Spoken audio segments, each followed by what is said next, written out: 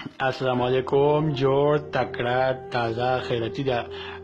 امید لرم چې ټول بخیر یاست.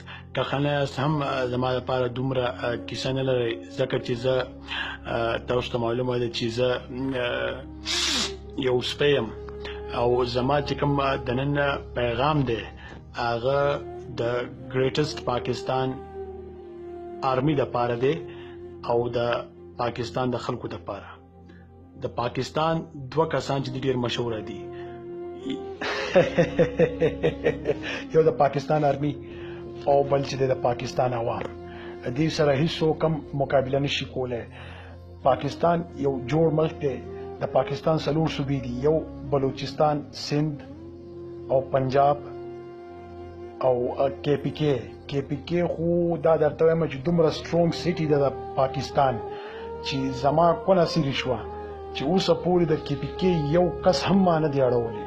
زما د ټوله خاندان چې کوم دی کونه سیري شوه. یو مې ورته دا وویل چې ستاسو آرمي زما نه ده خوښه، دوی باندې هېڅ اثر هم نه دی کړی. ما چې خدای وویل د ټس نه مس شوي نه دي، بلکل ورسره یو خبره نه کېږي او ورسره لاس کې توپي او یو دم در باندې ډزې کوي.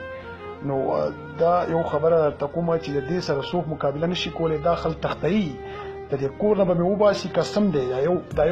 دا یو بالغ به راسره بیا به چېرته پاتې کېږو، بیا به چا ته لاسونه نیسو چې خدای ته وګوره مونږ ته ځای راکړه، خدای ته وګوره مونږ ته ځای راکړه.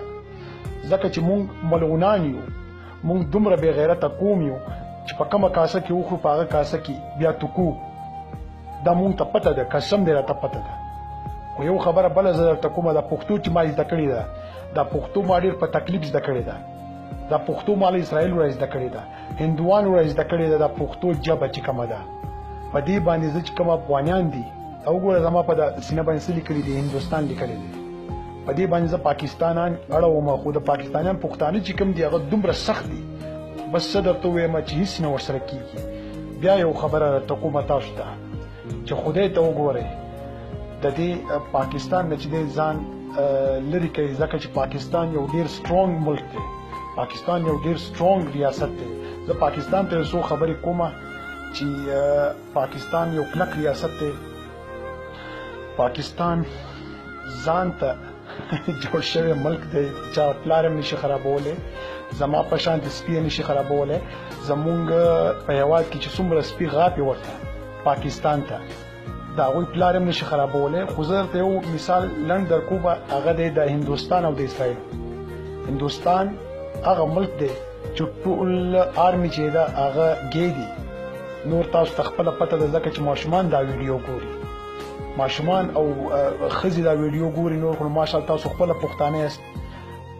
بله ویډیو ما ډکه کړې وه، بیا درته وایم چې دا څلور صوبې چې کومې دي، بیا به درته د ویډیو ذکر وکړم. دا څلور صوبې چې کومې دي دا ډېرې سټرونګ صوبې دي. دا د چا هغه پلار هم نشي ماتولی. پاکستان که پښتونخوا ده، پښتونخوا هغه نډر خلک دي، او د پنجاب کلک خلک دي، بهادور سټرونګ خلک دي.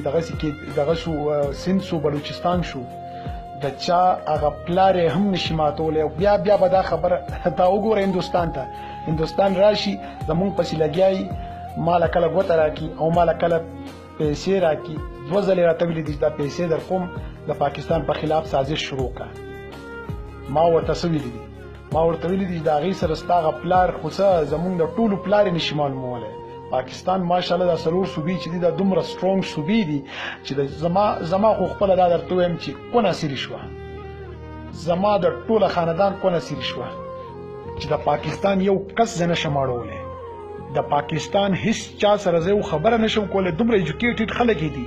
یو سړی درته یادوم، رومان یې څومره سټرونګ دی، اوسه پورې د چا د خبرې نه دی اړولی. سید مختار علي شاه دی، وای د هغې چې کومې کنځلې دي قسم درته اخمه چې څوک به د ځان نه لرې کوي. او بل درته یادومه سردار نسیم ترین چې کوم دی، ما ورپسې ویډیو کړی او بخښنه غواړم وروره، ډېره زیاته بخښنه درنه غواړم او بیا به داسې کار نه وکړم. زما د پلار توبه ده، غلطي رانه وشوه بس، خو غلطي خو چې د هر چا نه کېږي. په کونه کې مې چنجی و، ځکه چې دا څلورو صوبو ته ما کتلي وم، ووایي چې ورکوټ یې ملک دی، بس په څه نه څه به یې خراب کړمه. خو بس څه درته وایم، په کونه کې چنجی و، په دا زړه کې مې هم د هندوستان دپاره ډېر محبت و. خو د هندوستان چې کوم غلیظه قوم دی، د هندوستان چې کوم غلیظه عوام دی، د هندوستان چې کومه آرمي ده هغه ټول کونه ورکوي زما په شان دي. زه خو دومره کونه نه ورکوم قسم دی، خو آرمي چې ده د هندوستان او د اسرائیلو هغې دواړه سره لاس په لاس دي. او ما ته یې ویلي دي چې څو پورې چې ته د پاکستان خلاف یې نو بیا به زه تا سره سر خلاصوم. اوسه پورې ما له 1 روپۍ نه در کړې. څه جنجالونه ما وکړو، څه لانجې ما وکړې، په هغې کې یو خبره نه ده شوې.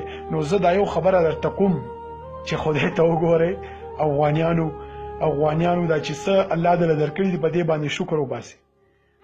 که مو په کونه کې اور بل دی بیا د پاکستان سره لانجه وکړئ، بیا د پاکستان سره خبرې وکړئ.